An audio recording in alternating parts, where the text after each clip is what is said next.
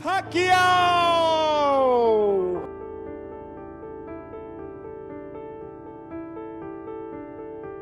146.8 pounds for the Pac-Man, 146.8 for Manny Pac-Man Pacquiao.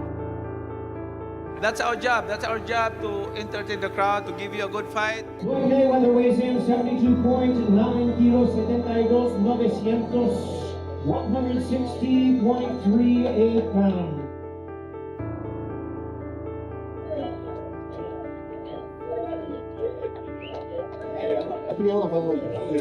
Well, I've been here so many times before, and just the atmosphere, the people, it's a great turnout, and I truly believe it's going to be a great event. From Manny, now Manny has a lot of experience, you know, at the highest level and competing at the highest level, and that makes this that much more interesting. But like I said before, there's no blueprint on how to beat Floyd Mayweather. And he can tell you that himself. You're gonna have to take the whole room together. You're gonna have to put the whole world in the ring to beat me. I'm the best.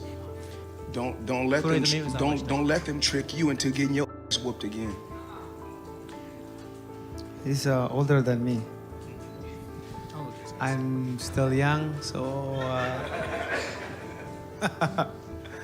and I'm always active with this sport. So what I have done and accomplished in boxing, I think it's one of a kind, because to get a different weight division is not that easy. Manny appeared fully prepared, calm, focused, and ready for another high-stakes showdown.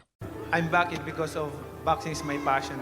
I miss boxing, and I'm so thankful to God, because until now He gave me the strength, keep me safe, and give me good health. That's why Manny Pacquiao is still here, and I'm back. Woo! The last man who said I'm back was Michael Jordan. He came back and he won 3 titles. Are you channeling some of that? Well, this comeback is dedicated to the Lord my God that I'm serving. I'm excited to the fight. I'm really hungry to win again the fight and give the fans a good fight. And I know, and I know the fans, they're waiting for a... Now we know that there were rumors about this fight getting cancelled, but Boxing Scene confirmed it's happening, stating on X, Mayweather agrees to real fight. Manny Pacquiao told Boxing Scene on Tuesday that Floyd Mayweather Jr. has formally agreed that their September 19th rematch will be a professional boxing match. Insider Lance Pugmire also reports the fight is officially on, confirmed as a professional bout rather than an exhibition, with Floyd finally agreeing to terms and coming forward to complete the deal. Pacquiao says the fight is on, right? So we've been discussing this every day for the past couple weeks, because I think Mayweather is a brilliant marketer and has been able to get us to do that. And he's saying, you know, this is going to be an exhibition, that it's not going to be at the Sphere. Meanwhile, apparently he was already signed contracts that already had some upfront money, and Pacquiao's response was always, well, you have a deal. You can't get out of this. This is a real fight. There's no reason to have an exhibition, which I think a lot of insiders would agree. But now we understand yesterday there was a deadline given by Team Pacquiao and Pacquiao Promotions, but we have a fight, right, Lance? Correct. Manny Pacquiao reached out to me yesterday. We talked on WhatsApp, actually, and he said the fight is on. Floyd has come to the table. Everything's fine. We're good to go. I know Floyd has come out with a statement today saying not everything's done, and I'm not gonna look. I used to work for them, so I'm not gonna call fight hype Floyd's mouth. Manny says Floyd now has nowhere to run, insisting the rematch must happen professionally, stressing its importance to him, and declaring he wants to teach Floyd a lesson inside the ring. He had no way to get out of that. He has to fight. Yes, Is it going to be an exhibition or is it going to be a sanctioned match? No, sanctioned match. Awesome. Manny, are you happy that you're going to get the second opportunity? It seems like you guys are going to actually get in there again. Are you very excited to redeem yourself? Yeah. I know you spoke a lot about you were injured in the first fight and all, but what would this win mean for you in particular? Personally, you've accomplished so much, 8th division world champion and all, but what would a win over Floyd mean to you? Oh, this is very important. I want to give him a 1. Is it a bragging rights thing for you, Manny? Like you can prove you're better. You can prove you're better than him. Is that what this is? It's about still showing you're better than him. Teach him a lesson. I don't know. I think so. Okay, how do you like the new gym? You own now the Mayweather gym. Now it's the Pacquiao gym. Oh, I like it. I'm excited. I heard the Mayweather promotion CEO say that if you guys have a successful rematch, there could be a third one. Manny, are you open to a trilogy? What is that? With Floyd, are you open to a trilogy?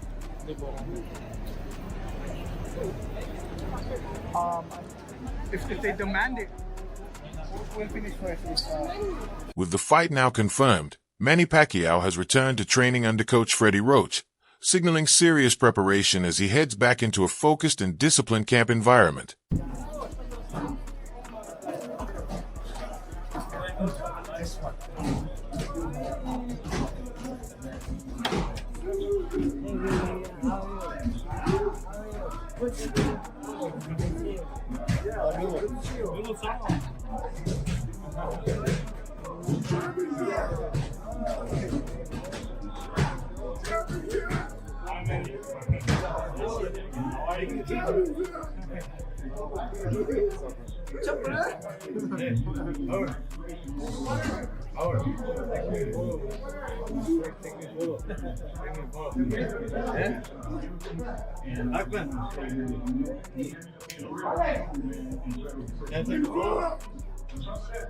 Pacquiao says he will begin training again at Roach Gym, emphasizing his commitment to preparation, sharpening his conditioning, and getting back into peak form ahead of the anticipated rematch.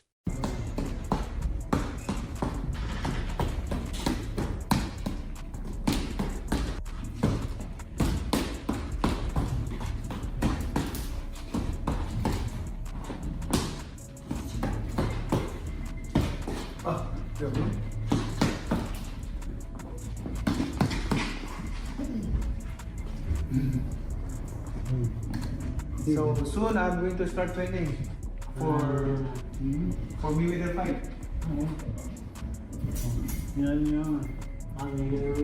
Robert Garcia claims Floyd is not putting in serious work.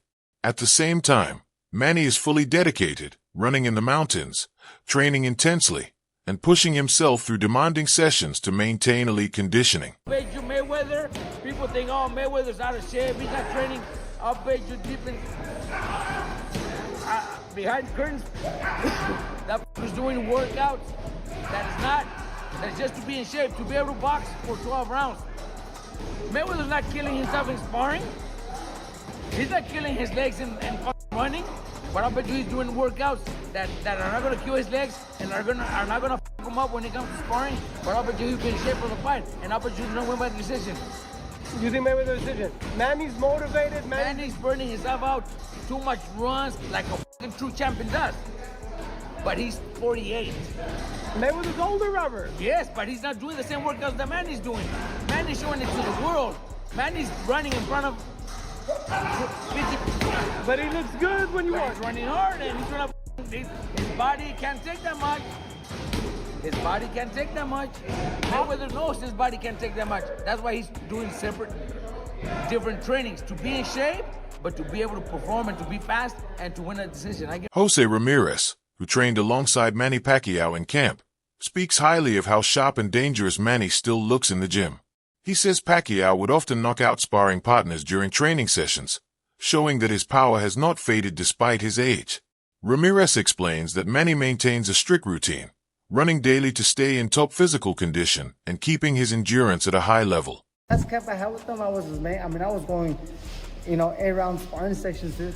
What does Jose Ramirez learn from Manny Pacquiao when you're in camp with him 3 times? What did you pick up from him? Honestly, his work ethic, and then the best work ethic. The best work ethic. Days off, no light days. Every morning we used to get together and run. Even on sparring days, he runs. With 20, 30, 50 people, even in man, he has he has a lot of support out there. That's amazing. It's like a movie. It's like Rocky.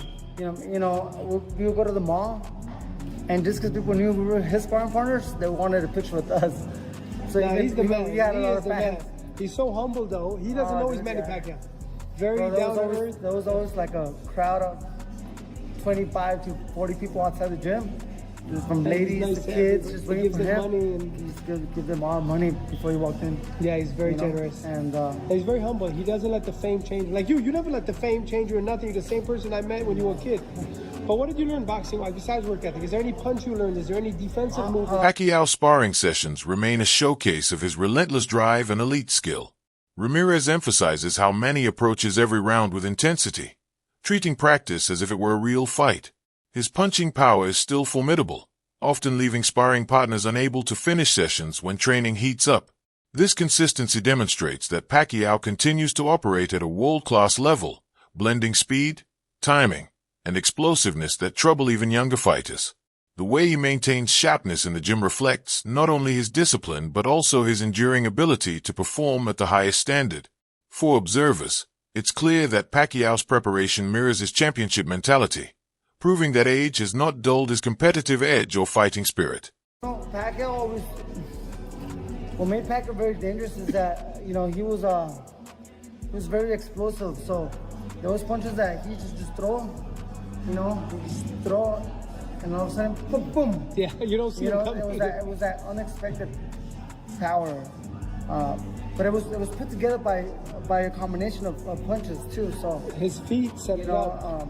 He had a heavy hand, so he used to snap his punches really good and pinpoint his shots really good. So he used to go to the top, body, back to the top, and the second one was just boom, one punch. What's the craziest thing you've seen him do in the gym, now sparring partner, not you? Oh, brother, I was lucky not to get hit by one of those left hands, but he dropped everybody. Every camp, he would drop one fighter, one sparring partner. And that's like it? Clean. And they don't come back next camp?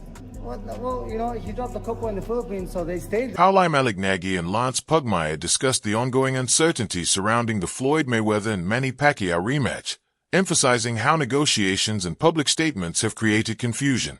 Pugmire points out that Floyd never officially confirmed anything after earlier rumors about an exhibition bout, while Pacquiao insisted the fight must be a real professional contest or not happen at all.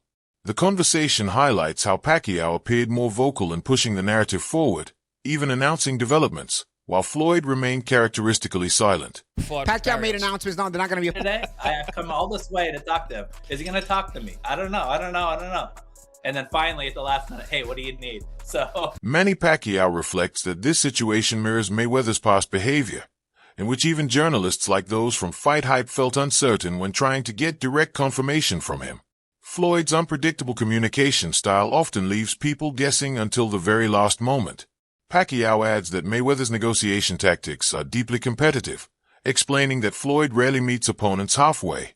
Instead, he prefers controlling the situation, ensuring he wins not only in the ring but also in discussions, business dealings, and public perception. This mindset explains why clarity around the fight has taken time. Despite the uncertainty, the panel agrees that the fight always seemed inevitable. They suggest that once Floyd decides he is fully ready, he will make it official in his own way. Until then, they advise patience, as this drawn-out process is typical of how Mayweather operates.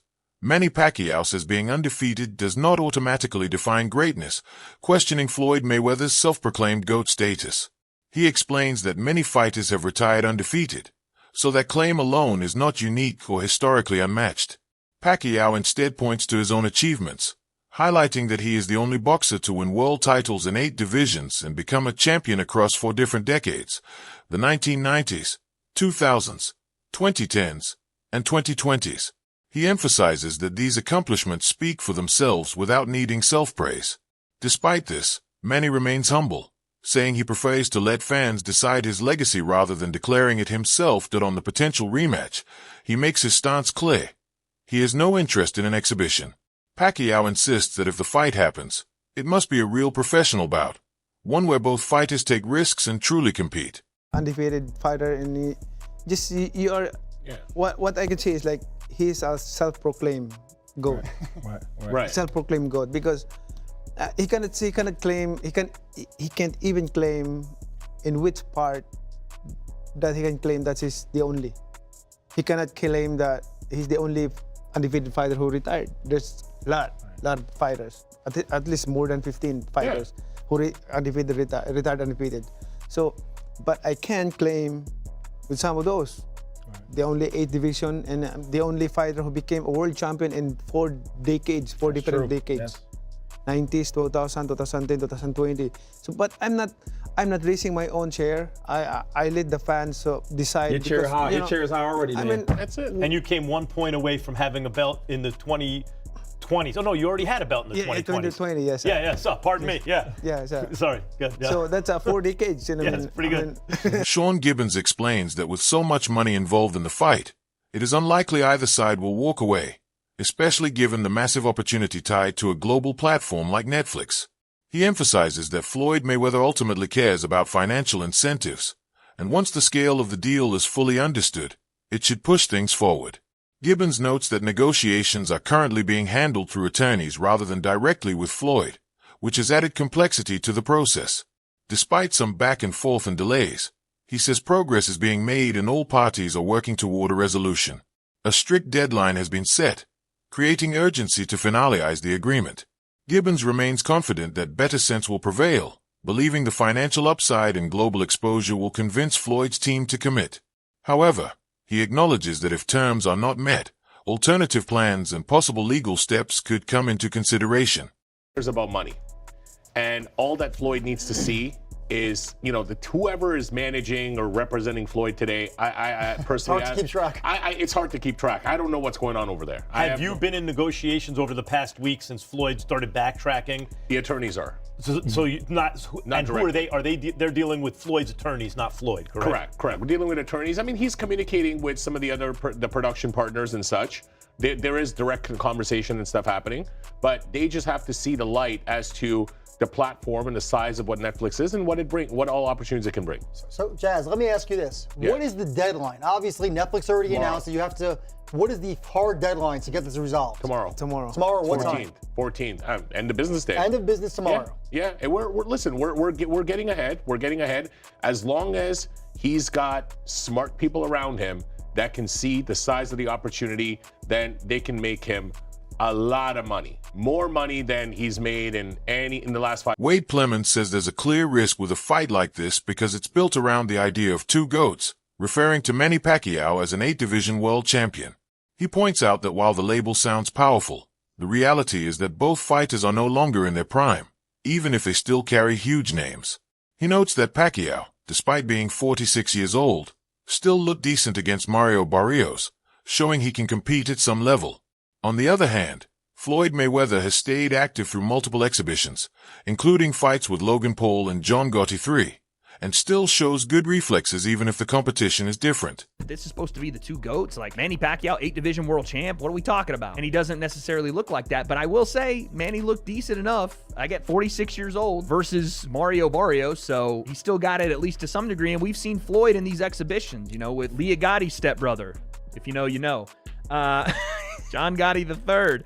We've seen him against Logan Paul. We've seen him in these Deji, these exhibitions where he still has his reflexes. He still can fight, but oddly enough, this might be a hot take. When I watch it this second time around, Manny had the shoulder issue the first time in 2015, and they were still at the top of boxing, but their skills were fading. But this time around, them being a little older, a little slower, you may get a better fight out of it. Not necessarily a better looking aesthetically or higher skilled, but you may get a generally better fight. And again, you do something like this because it was, at the time, and still is, the most watched behind pay-per-view fight ever. They generated $600 million, I think, or something like that. Lemon suggests that although neither fighter is at their peak, like in 2010 or 2015, that decline could actually make the rematch more entertaining in a different way.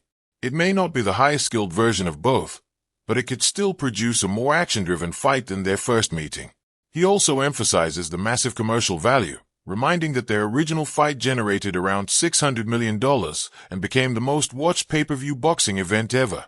With a platform like Netflix instead of traditional pay-per-view, the reach could be even bigger globally. While he understands criticism that boxing should focus more on building new stars, he argues that if legends can still perform and draw huge audiences, there's still value in these kinds of mega fights. Netflix, which doesn't, yes, it has a paywall, but it's not pay-per-view behind that. you're going to get a lot of people that tune into this thing once again, just for that last go around, that last ride off into the sunset. So I listen, I don't think we're going to see anywhere near the skill that we would have seen had this been 2011, 2010 when it should have happened, but we still are going to get a decent enough fight. And I get both sides of the argument here when you're talking about, do we want to see it? Is it really good for the sport? Do we really need to see it? Are we going to have a better way of building the next generation of fighters to where we don't have to rely on these big one-off, exhibition type fights? I get all that and I hear it all, but I also think there's something to be said for if guys still have the ability, if they still are with it mentally and physically, and they still can draw a crowd, who's to say that we should stop them from fighting? It may not be the best look that this is who you get the biggest viewing numbers for, and that should be an indictment on boxing building its next generation. That wraps up today's video. Stay tuned.